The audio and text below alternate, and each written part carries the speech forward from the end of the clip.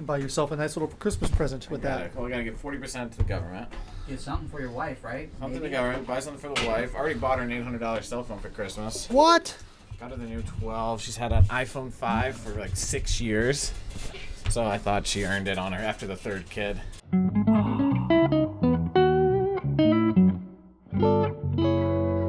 I think I'm on the 8 right now. I'm on the 8 too. Yeah.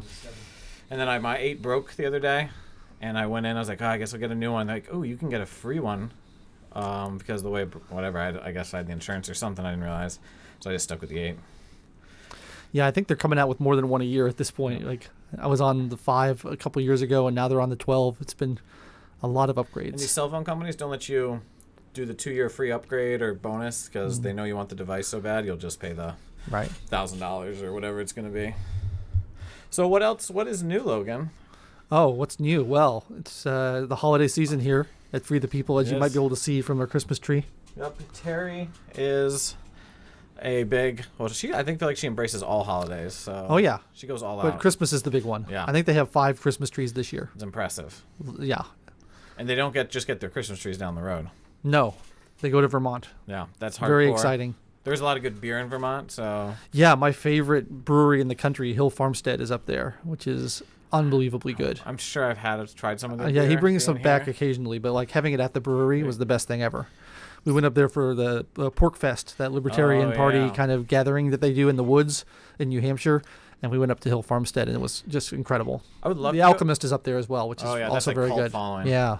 My favorite about the Pork Fest, I'll just say one commentary, is like you see all these, I see the pictures where all the people are like literally camping and hanging out and having a grand old time. And then you usually see like Jeffrey Tucker there in his double-breasted suit. Yeah. In the middle of the woods. That's definitely a thing that happens. There's Jeffrey. When we were there, we only went 1 year. At least I only went 1 year. And it rained really hard. And we were at the bottom of like a hill with our tent. And we just got completely waterlogged. It was horrible. Ooh, but it's a fun gathering. Yeah. Like the people there are really cool. That's awesome. I'm sure there's like that movement with New Hampshire too. The Free State Project. Yeah. They want to bring all the libertarians to New Hampshire to turn it free. It hasn't really worked yet, but they're still trying. I'm not More opposed power to them trying. Yeah, go for it. I think it's a good idea in theory. Yeah. You got to get people to move. It's hard to get people to move. It's a big ask. It is a big ask. I've thought about before, like, where would I move? It's like, there's like, Virginia's going so far to the crazy left. It's going to be Illinois. But I was like, well, I'm close to family. I'm just going to sit in the tyranny. Yep.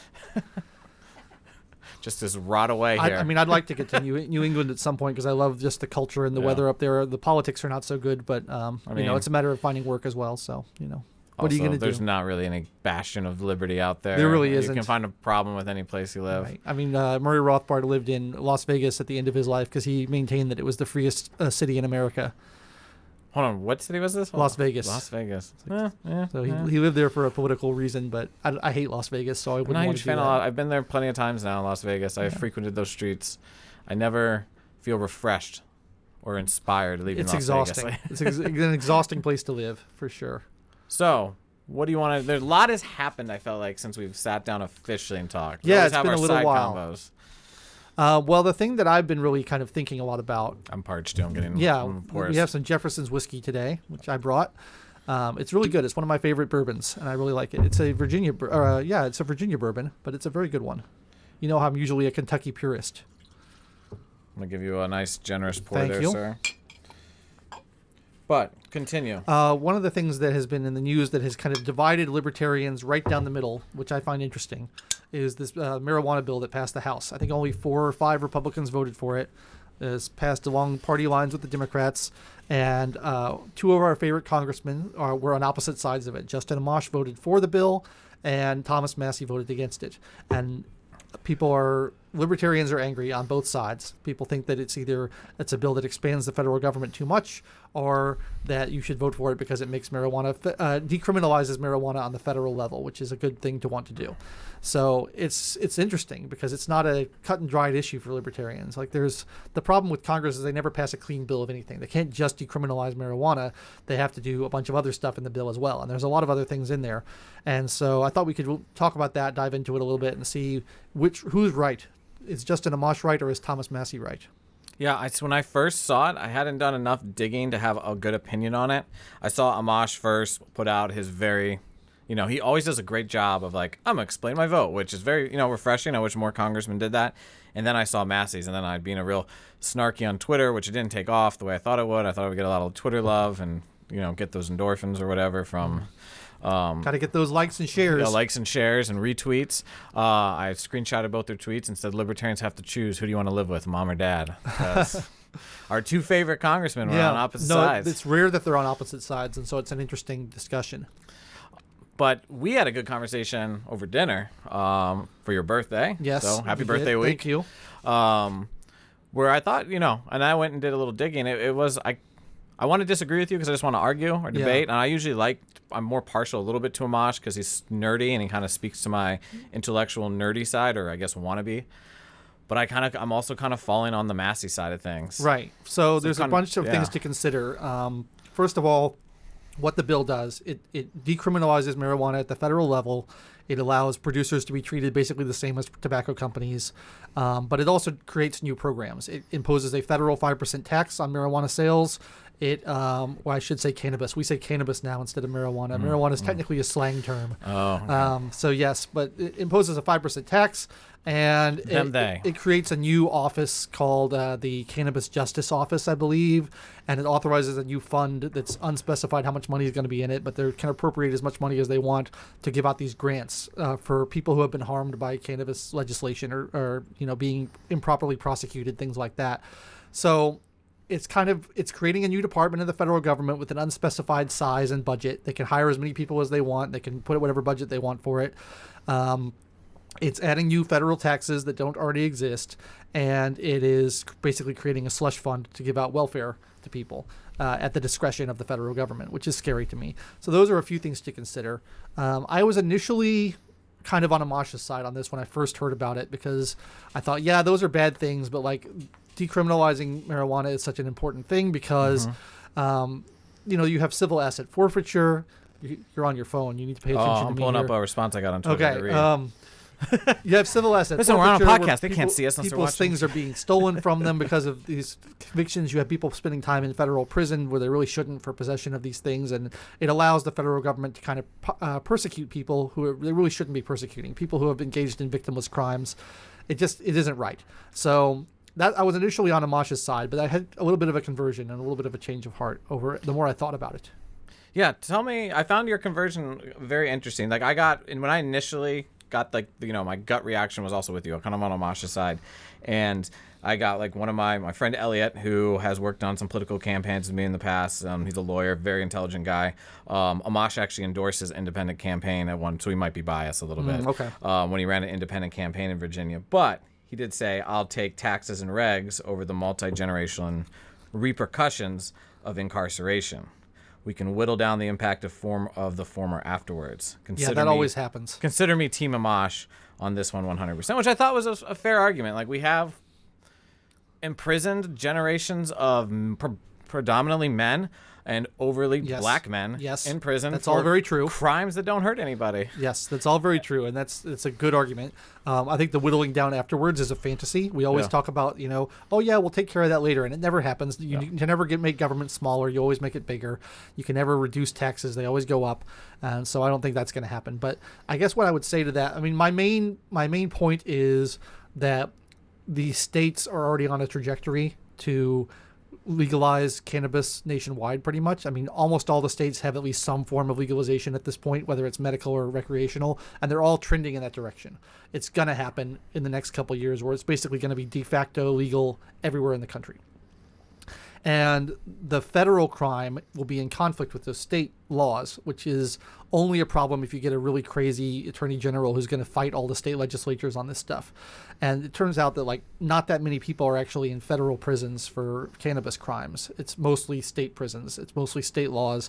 So I think decriminalizing at the federal level, while important and good, it doesn't have as broad of an impact as people think it will, because this is not saying that all the states have to make it legal. It's not going to be legal nationwide if this passes the Senate and is signed by the president. It's just saying that it won't be a federal crime anymore, and it'll be left up to the states on whether to do it. And I think, in theory, that's a good thing, but in practice, that's happening already. If all the states legalize it, the federal law is going to be just dead through attrition, just dead through, it'll wither away. because there will be nobody willing to enforce it. And that's kind of what's happened on other state issues. Do you think, I mean, I feel like this happens a lot, but this sounds like, and do you think this is the federal government, one, just looking to do something so they feel useful again, but it's almost like they're a solution in search of a problem that isn't really there, or they want to create a perception, like, we're here to save the day, like, we don't really need you here. I think they want a piece of the action. I think they see that the trend lines are all going towards legalization in every state, and they thought, we got to get our hooks into this. If we just do nothing and let it go, then it'll be legal and we won't have anything to do with it. Yeah. It'll all be a state level issue. It'll be a federalist issue, which we are always in favor of federalism. Yeah, that's what I'm drawn to, is the federalist side of it. Like, it should be left to the states. We can experiment on the degree, or we can just legalize or decriminalize all the hard drugs. But by acting now, the federal government is able to create new departments, create new welfare programs, and create new taxes that otherwise wouldn't exist if they just let it become legal in all the states. And they're kind of getting their hooks into it. And about the taxes, I want to say, 5% doesn't seem like a lot, but the state level taxes are already very high in many states on this stuff. And the whole point of legalization and decriminalization is to get rid of black markets. You don't want black markets to exist because they are violent, they don't have legal recourse, they create innocent victims in terms of bystanders, they encourage trafficking across borders, they do all kinds of evil things. You don't want black markets to exist. You want things to be legal and above board. So if the taxes are sufficiently high, then people can't afford to buy it legally. They go underground and they buy it illegally. You're not going to get rid of the black markets. And you perpetuate the problem of the black market. Yeah. So if we add a 5% tax on top of all of the additional taxes that already exist at the state level, you're just going to further encourage these black markets to exist, which defeats the entire purpose of decriminalization. Yeah, no, it's a really good point. And yeah, at a certain point, the black market occurs. And I also think of the broader implications of, as we are moving culturally and politically towards decriminalizing marijuana, and probably other drugs will follow suit. How soon? Oregon seems to be ahead of things, but it could be 20, 25 years away still, maybe a lot shorter. But we've talked about it before, how the drug violence and drug wars in South America and Central America that come up and bleed into America is probably, very plausible at least, a cause of our drug policies here in America, creating incentives for the drug lords. Absolutely. Yeah. So we're not solving that problem either. I mean, it's the same thing that happened in the 20s with Prohibition, is you created these big gangster corporations who were running drugs across the border, or not drugs, but alcohol across the border, and creating these big cartels that would handle all the distribution because you couldn't do it legally. And of course, they always come with violence, because you can't go to the police if you're running an illegal operation. So you got to settle your disputes privately, which tends to come with violence. And it creates a lot of innocent victims, and there's no quality control. We talked about this in a recent video we did for Free the People, Prohibition 1920 versus 2020, kind of about how the lockdowns have prevented people from going out and celebrating in bars with their friends in a similar way to the way that Prohibition prevented people from doing that, and the differences in their reactions back in the 1920s, which was widespread civil disobedience, and the reaction now, which is widespread, please tell me what to do, please protect me, which is a really concerning difference. But, we talked about the quality control issues, where when you don't have a legal market for something, it's much easier to adulterate it with toxins, with poisons, things like that. People died from bootleg hooch all the time because there was no quality control, because there was no, it was all underground. You couldn't go to complain to somebody, the alcohol I bought was no good, because you're not allowed to buy alcohol. And it's the same thing with marijuana. I've been told by people from an older generation that when they used to smoke alcohol in like the 70s or 60s, or smoke cannabis, sorry, smoke cannabis in the 60s and 70s. I'm getting my prohibitions mixed up. It was really weak, and it was like you got a little bit of a buzz off of it, but it wasn't a big deal. Now it's become super strong, and it really messes you up, and you got to be careful with it. And the reason for that is that when you're smuggling something that's illegal, you want it to be as potent as possible, so that you can have a smaller quantity of it to actually have to get through customs, to get through airports, to get through checkpoints on the road. And so that's why we have all these super strong illegal drugs that would otherwise probably not be very strong. I mean, you can get very high proof alcohol. You can get 12% beers, and you can get 80 proof or 80%, like Everclear, things like that. But people don't generally want those unless they're crazy college kids and stuff. Most people just want, a nice relaxing drink that you can have that's not that strong. It's not going to completely destroy your evening or your morning after. And I think it's the same way with other types of drugs. A legalized cannabis system would be, there would be a little bit of a market for like really, really strong stuff, but most people just want a little easy-going buzz after work that's not going to ruin their entire evening. Yeah, absolutely. And I think there was an interesting point you said about how they reduce it. When there's a black market, there's a cost to smuggling it, or a risk. So to justify the smuggle, you have to make a certain amount of money.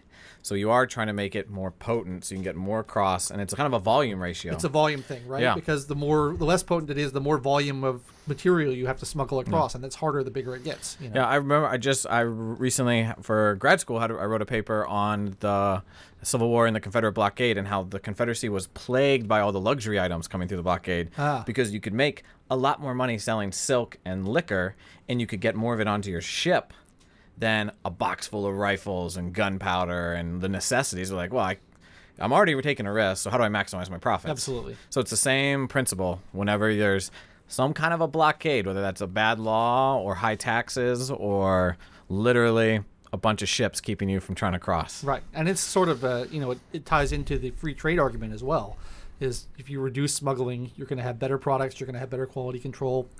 Things could go across above board, legal, and we can get the products that we want without having to worry about safety, without having to worry about it being dangerous. And, it just makes everybody's life better. When everyone knows what's going on, you can see, I know what I'm getting, I know what I'm buying, I don't have to be afraid of being arrested for it. It's much better. Yeah, and I'll speak, the one other thing that struck me is like, Amash is exiting Congress for a variety of reasons. Yes. Some of it is self-inflicted, despite how much you love him, and Massey's still in Congress. Yes. And I feel like Massey's vote did probably will earn him points, or at least keep from negativity from the more traditional conservative base that he does have This is to a good rely point. on. This is a good political calculation that both of these men have made that I think is related. It's related to their ideological commitments, but I think that it's also separate from those things. So you're right. Like, Massey's a Republican. He has to please the Republican caucus, and very few Republicans voted for this bill because it was sponsored by Democrats, and they didn't want to do it. And so Massey's able to retain some Republican cred by voting against it, even regardless of how he thinks about it ideologically. Whereas Amash has been trying to court the Libertarians, the Libertarian Party, big L Libertarians, and they're widely in favor of this bill because they love their weed.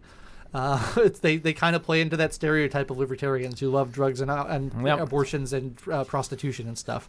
So he's getting libertarian cred by voting for it. So you're right, there's a political calculation that's independent of their actual values on it. But I think that they're also voting their values. It's not purely a cynical play. Yeah. I'm not sure if you're confident enough to entertain the idea. We did kind of bat around the idea of that the bill the Democrats put forward was almost, I don't know, is trap bill the right way, or that they wanted to lay for the Republicans, like, oh, we're going to put a bill that you might want to vote for, but we're going to put enough extra poison pills in it that you're going to vote against it. Yeah, I think that always happens. Like, we're going to put forward a bill that if you don't know anything about it, sounds great, and all the Republicans are going to vote against it, and then we can say, look at those evil Republicans. They want to stop you from having fun. Aren't they bad? Because most people are not going to do the digging to find out what's actually in the bill or listen to the arguments that Massey's making about why it's a bad thing to pass. They're just going to say, oh, Republicans voted against marijuana legalization. Aren't they bad? And yeah, both parties do this all the time. Yeah. They craft legislation deliberately in such a way that will make them look good and it'll make the people who vote against it look bad, regardless of the actual substance of the bills. And that's one of the really smarmy things about Congress, is that it can never just be an honest, hey, here's something that we should do to help everybody. Let's just pass this bill. And they won't do that. Public choice economics. Yeah. And calculating. And then I've often have this when I talk to, because I've said it many times, I come from a very traditional conservative, at least, background, or that's my circle and my perspective I get. So I have these conversations about, I do support the decriminalization of drugs, and I want the federalism of each state being able to make its own decisions, because I've never done a drug in my life, and I don't really have an intention to do one. I'm against them for the most part. Yeah. But I think I try to tell conservatives, we lose the argument. As soon as the state gets involved and says you can't do something, it becomes cool and the faddish thing to do to rebel against the man. I want to do it. As soon as you say I can't do something, I'm like, I'm going to go do that. People are going to do what they're going to do. Yeah. And the question you have to ask is, what are the consequences of trying to stop them from doing what they want to do? And are the consequences worse than just letting them do it? Yeah. For something like murder, people are going to murder if they want to murder, but we need to try to stop them because the consequences of them being allowed to do that are worse than us trying to stop them.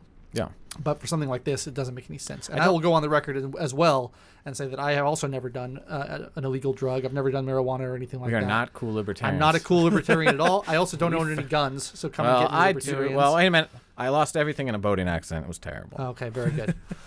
But yeah, I mean, from a principled standpoint, I think all these things should be legal.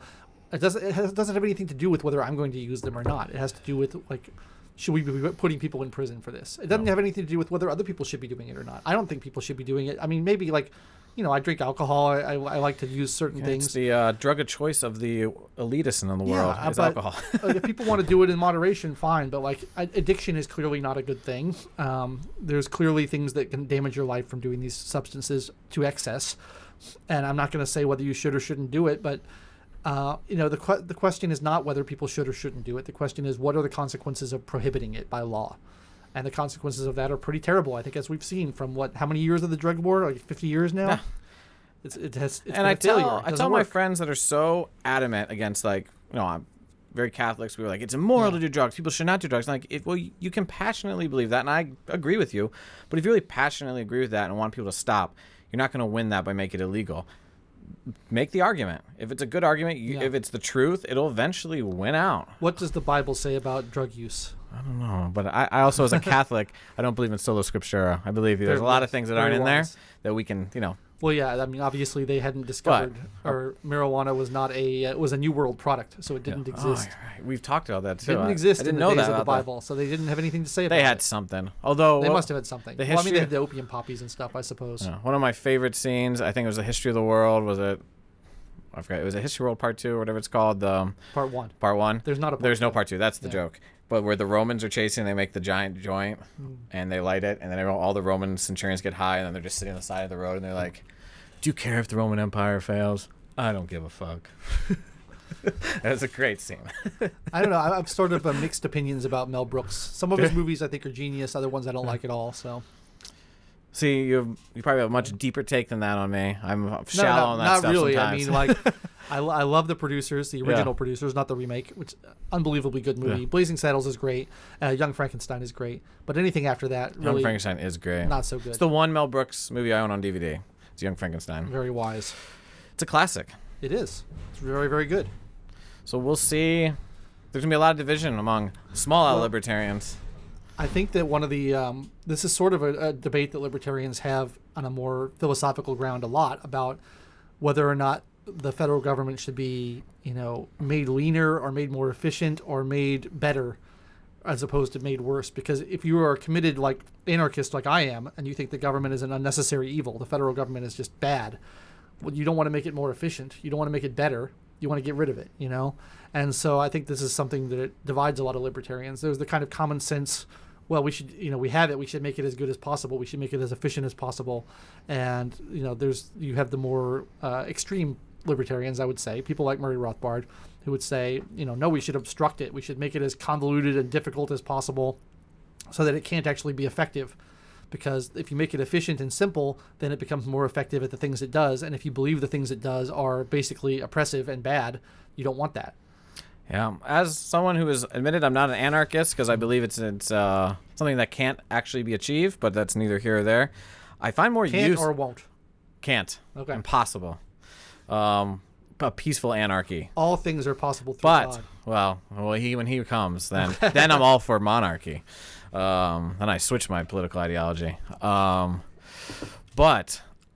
I think your way actually is more useful because I think I have much use for people like you because I believe we should just be obstructing the government or we should just be fighting it because I don't think you can. I also disagree. You can't make it efficient. There's no we can totally get it. I feel like that's also unrealistic. This was a debate we used to have in the old days about the flat tax. It was very popular among libertarian circles to say the I'm tax still a code, flat tax guy. But the tax code is so complicated and bad, and it takes people so much time to fill out their taxes, and you have to hire attorneys, and it's awful. We should just have a flat tax so you can fill it on a postcard and mail it in and be done. Ted Cruz, 2015 or whatever. So, a lot of people think that way, and I used to think that way.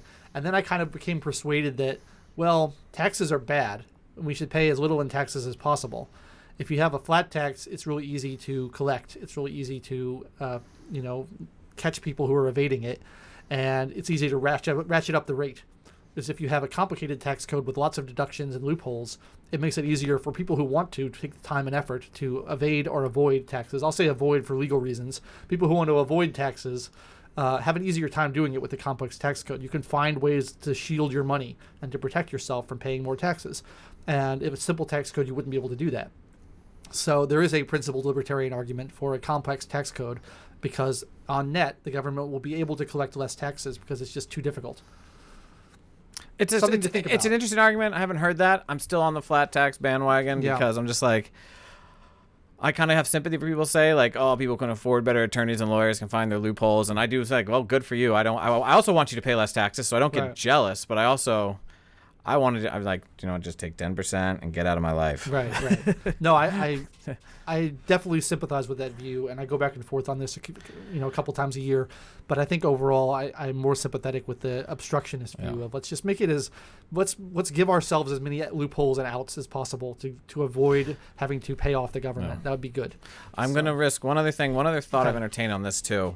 Let's hear it. Coming from the perspective of someone who's a practicing Catholic, and I practice because I'm not good You're at it a Catholic? Yeah, I say it all the time. Before. But so my personal religious views is going to be very controversial. Here we go. Oh, I love this. I believe in traditional marriage. Okay. I don't think the government should regulate it, but you can do whatever you want with your own private religious ceremony. But in my Catholic church, that's how I recognize holy matrimony as a man and a woman. Yeah, sure. But then people in my sector who are conservatives get really upset when the government comes in and says like, well, we're going to give a gay couple the same rights as the traditional married couple with the taxes and all the benefits and stuff. And I'm like, well, you gave government the power. Well, yeah, this is But you opened the door when the married couples wanted a special carve out. Give us a favor, government. So I get a nice tax write-off for being married. It's awesome. It's like $24,000 write-off.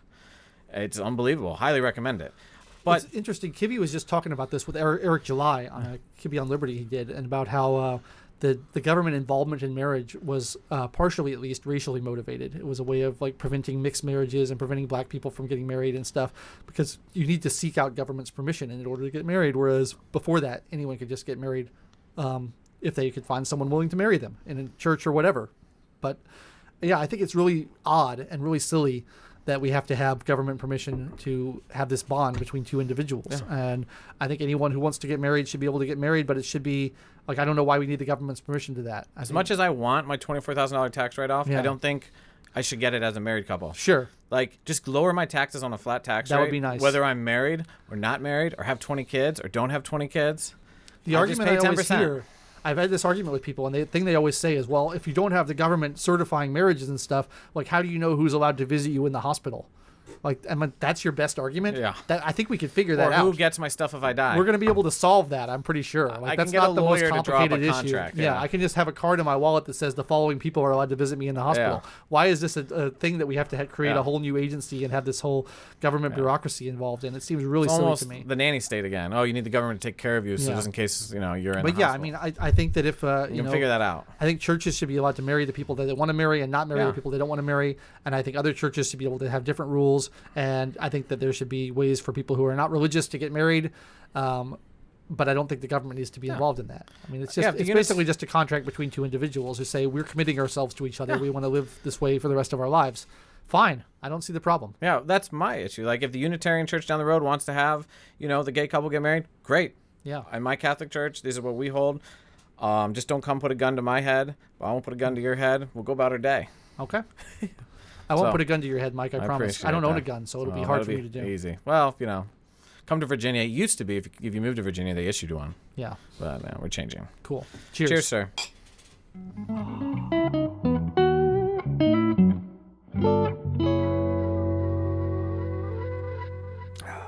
I feel like that was a good flow the whole time. Yeah, I think that was good. There's a couple of rabbit holes that could have kept driving us down. How did we do, Trey? Well, you got a couple more seconds to try to pressure Massie and Amash to do a debate that we'll film. Oh. Massie and Amash, come to Free the People. Debate this issue, and we'll see who comes out on top. Last time I saw them debate was at the Young Americans for Liberty, and they had just voted. It was on some foreign policy bill, and they had voted opposite, and Cliff brought it up while they were both on stage, and you could tell they were both not happy he had just brought it up because he had just taken the vote. That's and even funny. Massey had like his body language like, oh, Massey's upset. Yeah. Am I allowed to keep that in there? Yeah, go for sure. it. It was public information. Yeah, roll with that. That was good. But I'd love to get that one.